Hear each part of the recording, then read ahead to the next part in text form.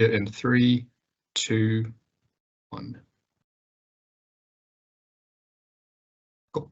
Okay. Good morning, people. Thanks for joining me. Or if you're not, thanks for watching this recording. My name is Fiona Malone. I am the programme leader for the Rural Business Management degree. And I'm just going to give you a little bit of an insight into our degree, what it's about.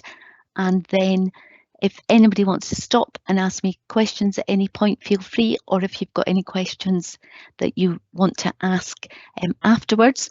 Obviously, further to this, if at any stage you want to come in and have a look around or talk in more detail, please feel free to contact me.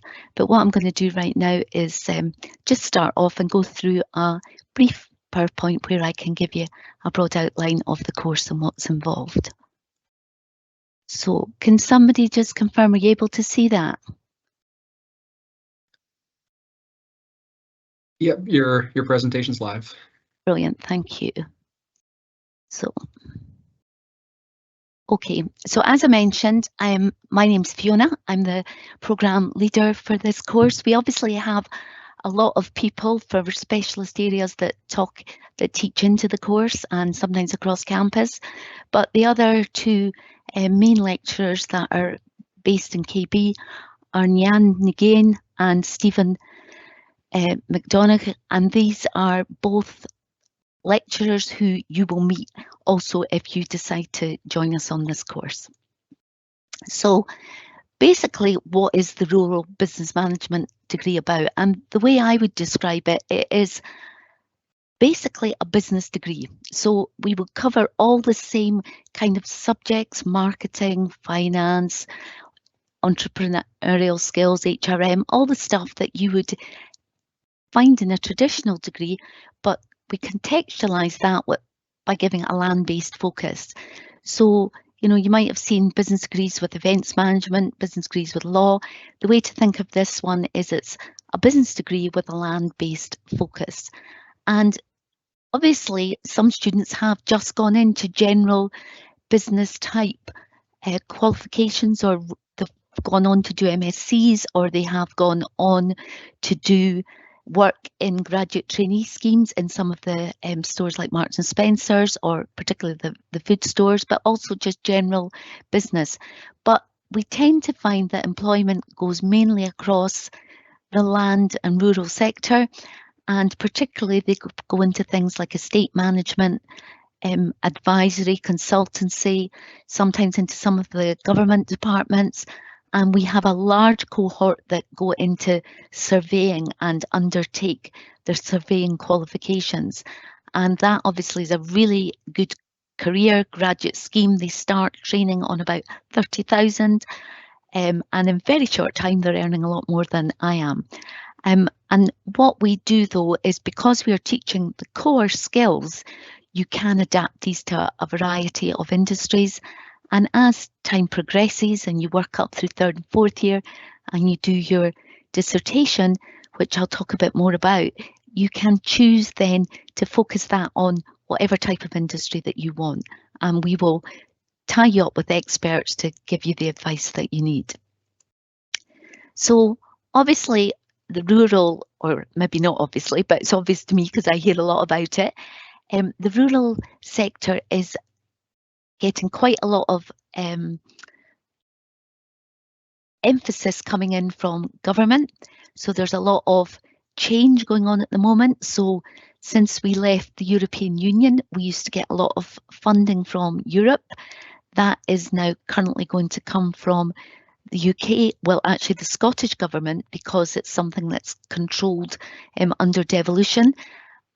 So there's a lot going on there, and actually we've just recently heard that 70% of the funding will be on land and production and 30% will be on green type policies.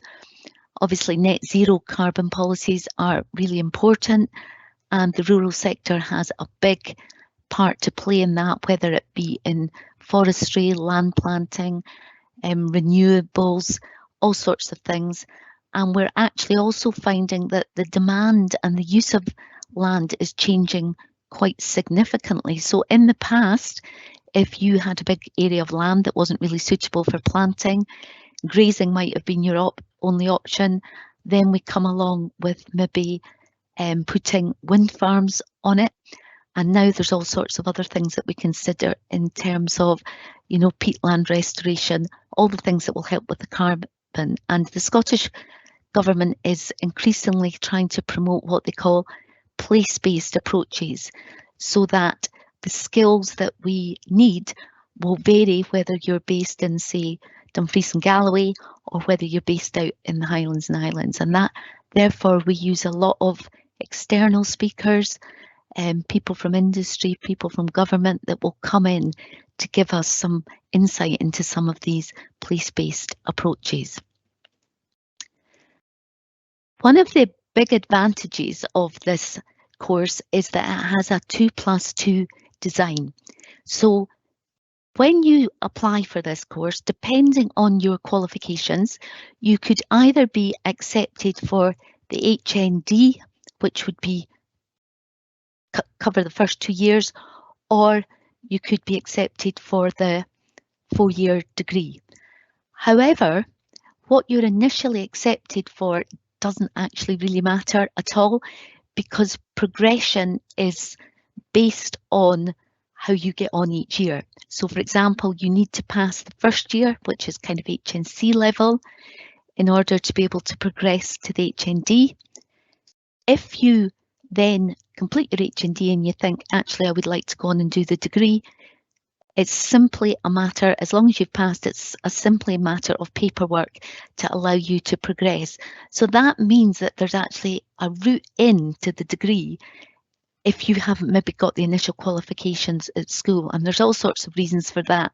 And we recognise that, and we recognise that people progress at different speeds. You might really just find your feet in year 1 or 2, and therefore we don't want to put you off being able to get a degree. So you can leave at any stage. So even if you joined the degree and after 2 years, say your personal circumstances changed, you would be able to decide to leave and get your HND. So the big advantage we have is that you can exit at different levels, but also it means that you can come in at any level really and still be allowed to progress to the final degree, honours degree, after 4 years. So the way in which we facilitate this is that in the first 2 years, it's really an SQA qualification. So we use SQA modules. They are very, very similar to what you would follow if you did a traditional HNC or HND at one of the further education colleges. But when it comes to the options, we will have specific ones that are directed towards the land-based industries. You can then go on and you'll get a ordinary degree at the end of 3 years. Some of our students, particularly if they want to go back onto a farm or they maybe want to go on to another type of professional qualification, some will leave at the end of 3rd year with an ordinary degree, but most people stay until the end of 4th year and they do the honours degree. And what that does then is allow them a quicker route into progressing up in some of the professions that we feed into. So there's kind of a lot of options there in terms of what you would like to do. We're obviously at the Edinburgh campus of SRUC. We also, this degree is available at other campuses, and we do, if you know something was to happen and somebody was to move, or you moved away from home and it wasn't working, we do have mobility between campuses, between Aberdeen and the southwest down at Barney. Most of your lectures will be in person. A few are recorded, or more typically, although we record them, they're online and live.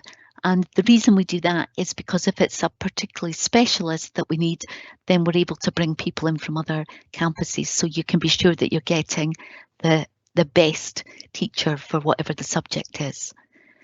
Now the contact time on paper is morning and afternoon classes of around 3.5 hours in total. So morning, the timetable would run from 9 till 12:30. Afternoon, it's basically 1:30 till 5.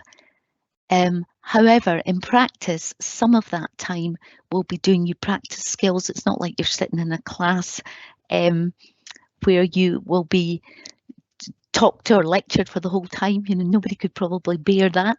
So although on paper that takes into account we're going on visits, we're doing practical stuff. And the other thing that we try to do is we recognise that some people are travelling and some people are maybe working as well. So in first and second year in particular, we try to ensure that you're in for, we timetable for a maximum of 4 days. In third and fourth year, we try and, because it's more reliant on your own study, we try and cut that to 3 days. Wednesday afternoons are always free. That's when you have sports and you have access to all the clubs that are run by Edinburgh University here, as well as the ones that are just run by SRUC. So if you were to join us in first year next year, the type of things that you'd be looking at in the first term would be applications in IT, so how we would use them in terms of the other subjects that were going on. We would look at personal effectiveness skills, so kind of looking at some of the study skills, time management. We start to introduce some of the environmental awareness courses. We look at economics and finance and apply them to land use, but actually a lot of that covers over into other areas as well. And we will also cover marketing. So as you can see, it's the standard skills that you need to use whatever type of organisation that you're going into. And we will also, while we're teaching, we will build in a lot of speakers and a lot of visits and a lot of practical exercises as well. And the course really aims to give you, ultimately, at the end of the day, we want you to be able to come out, go into business and make the correct decisions. And that's obviously by bringing together these knowledge of economics, marketing, finance, management strategies, plus the specialist skills. And the specialist skills are something that I also want to talk about.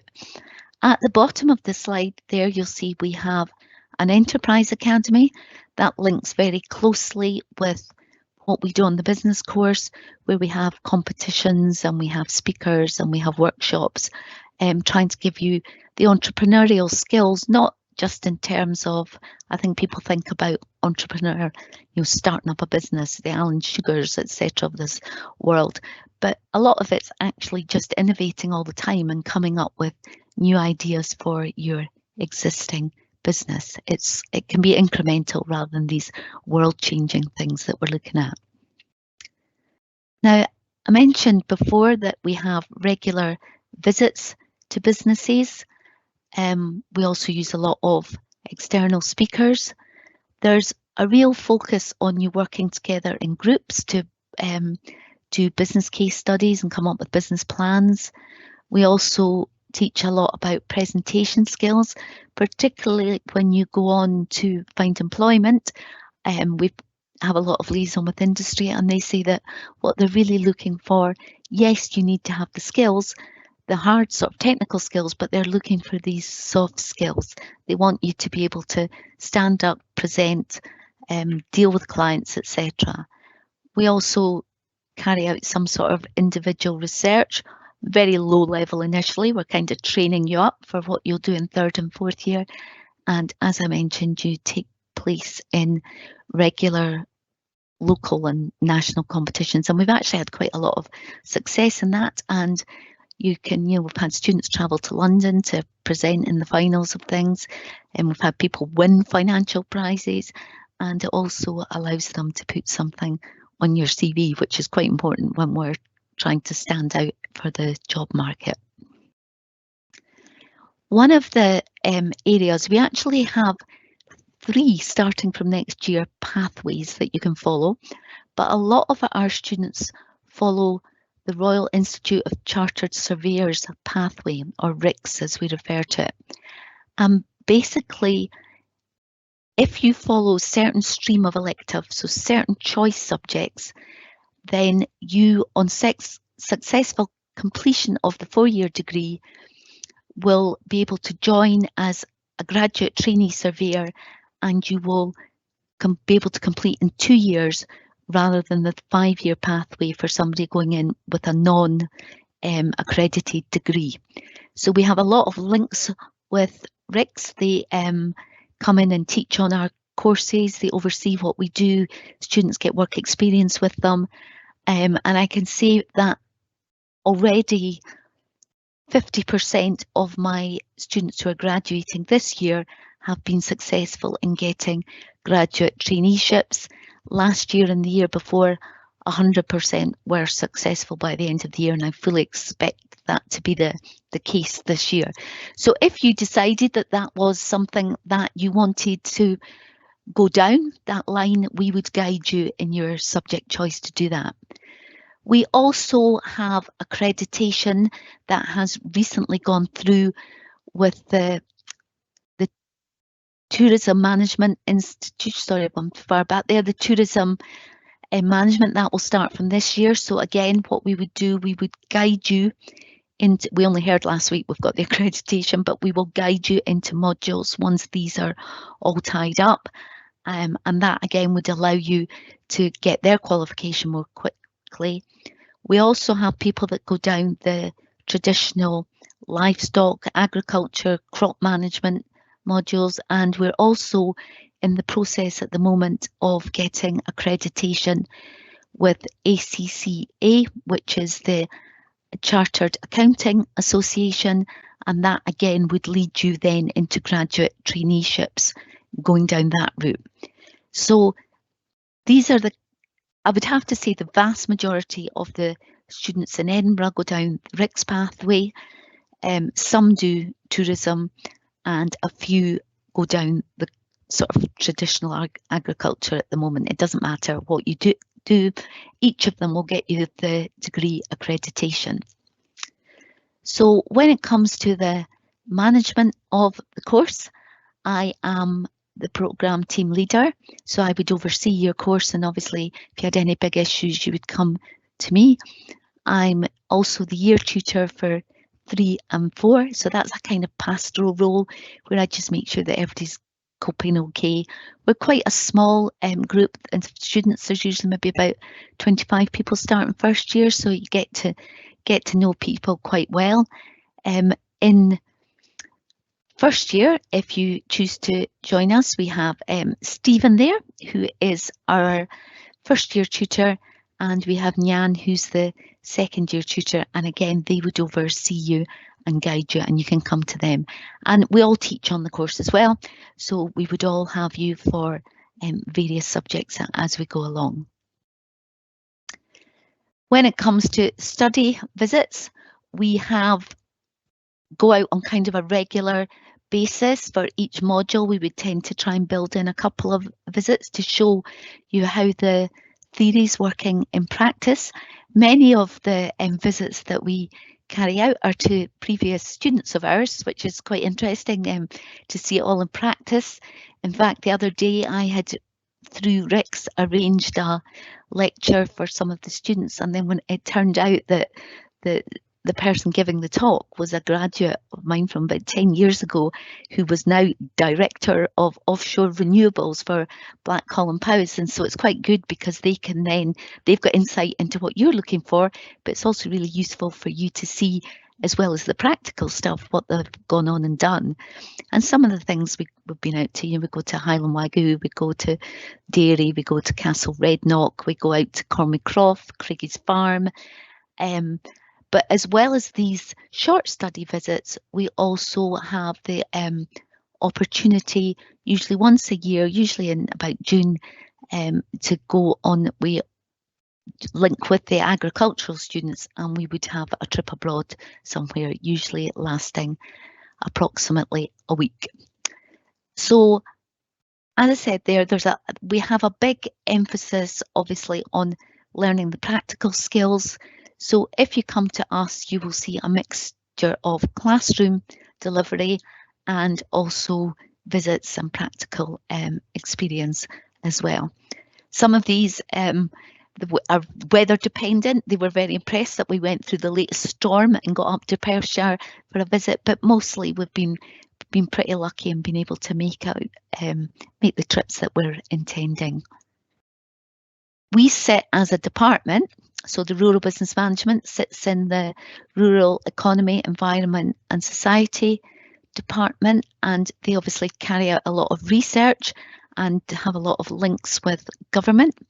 So as part of our department, we have the Rural Policy Centre, where they look at lots of the stuff for advising government.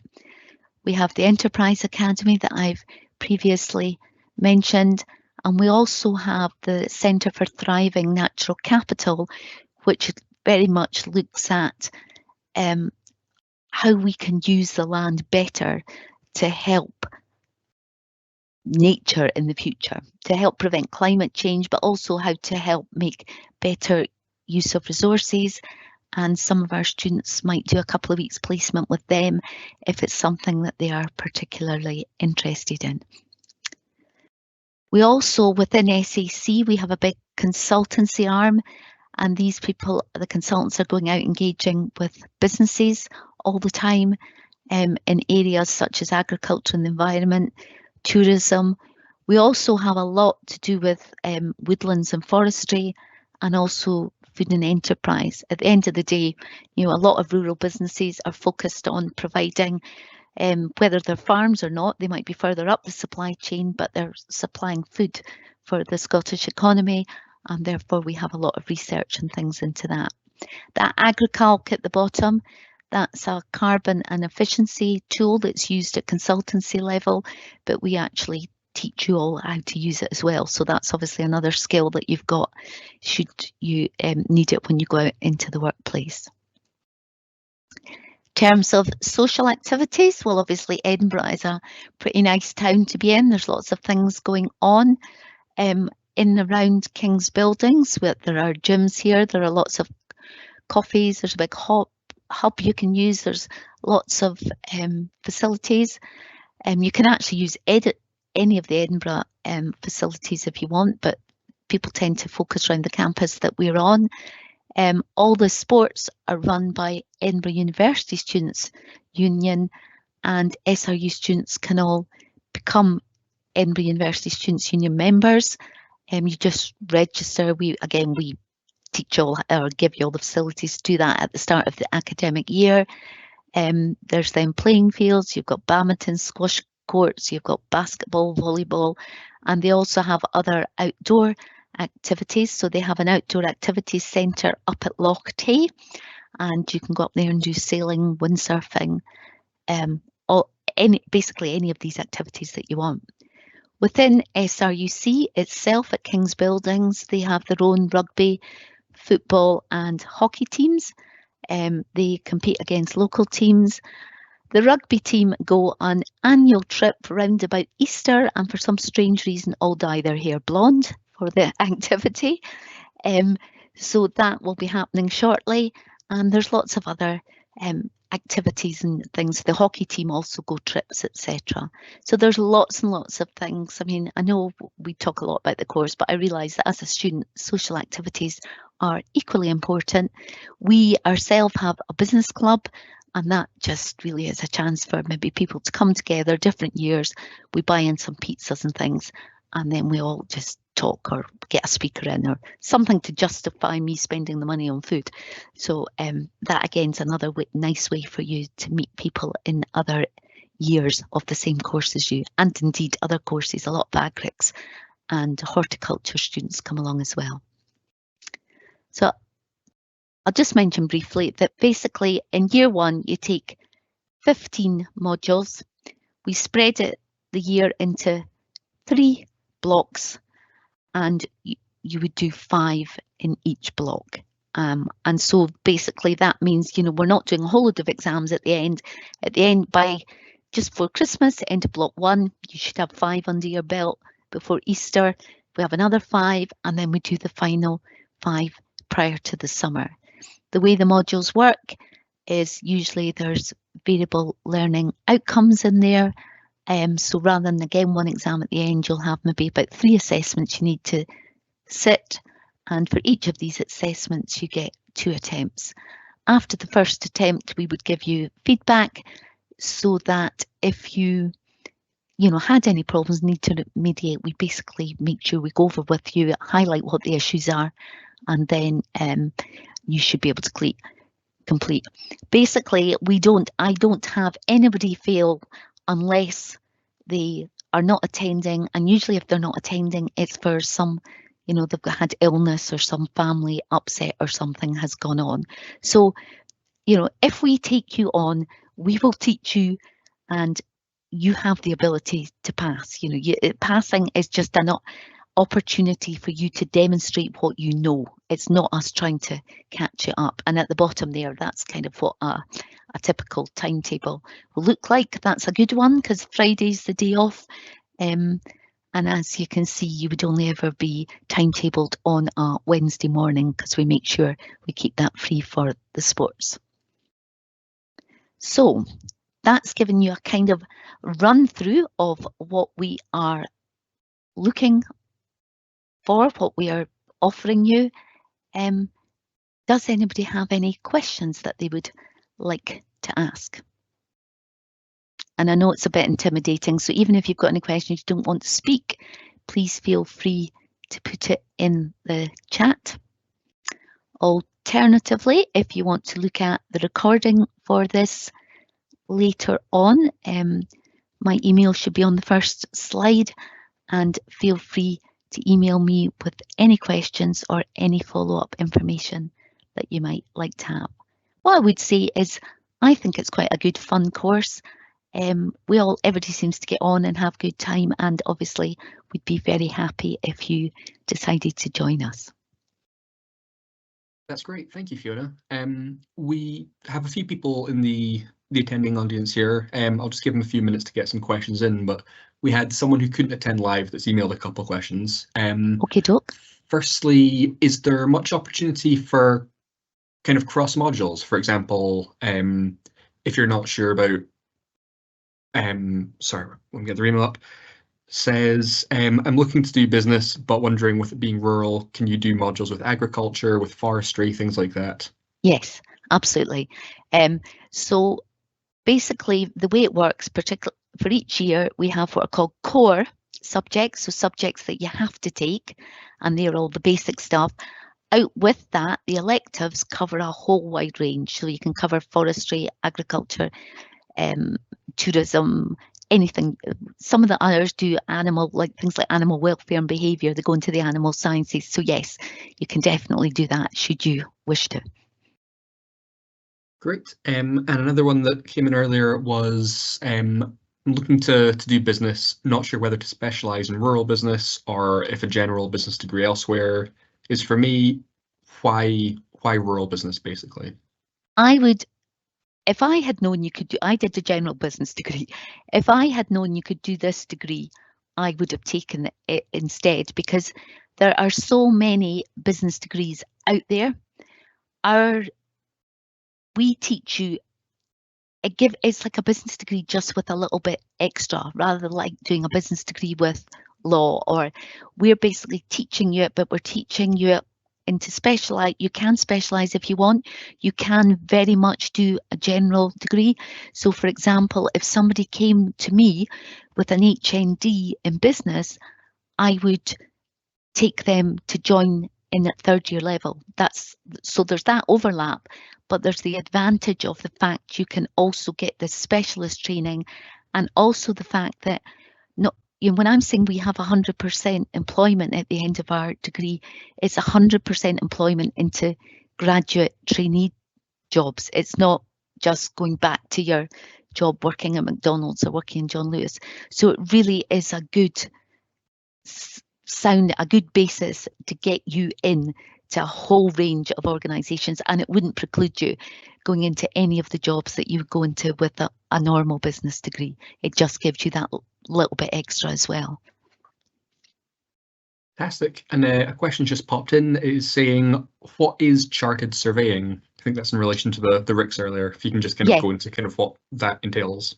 Yeah, so a surveyor, some of you may or may not, I don't think I was actually when I was at school aware of a job. Surveyors work very closely with lawyers often, and surveyors in town centres, etc. So there's lots of big firms. You might have heard of Savills and Strutt and Parker, and a lot of their job, we probably think of it as valuing property to sell, but it can be a lot wider than that.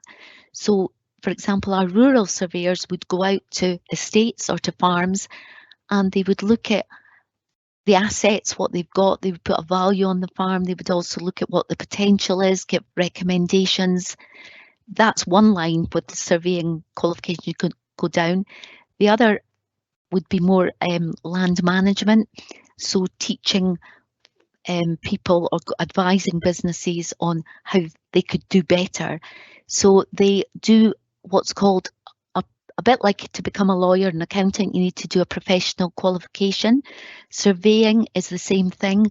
So you would look at things like business ethics, advisory, how to value land, how to use land. A lot of your time is out and about. It's really growing at the moment because of all the infrastructure things that are going on. So you could work for a surveying firm, or you could work for somebody like Scottish Electricity Networks. They have all their own surveyors, and what they're really doing is they're helping with the transition of land, but also the valuing and the use of land. So you might need to know things like how good is this land, because not all land in different areas of Scotland. So a lot of stuff up north isn't really good for much more than grazing. Therefore, historically it was worth a lot less.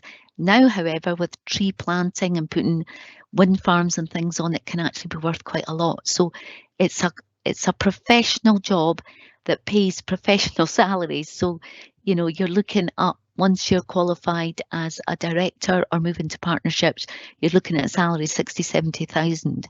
So it's a very good career.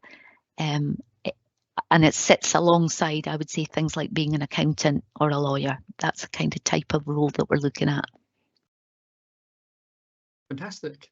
Well, that's all the questions that we've had so far. Okay, I'll just before we log off, I'll just say we have a student support online open day next Monday that's hosted by ourselves and our sister campus in Oatridge.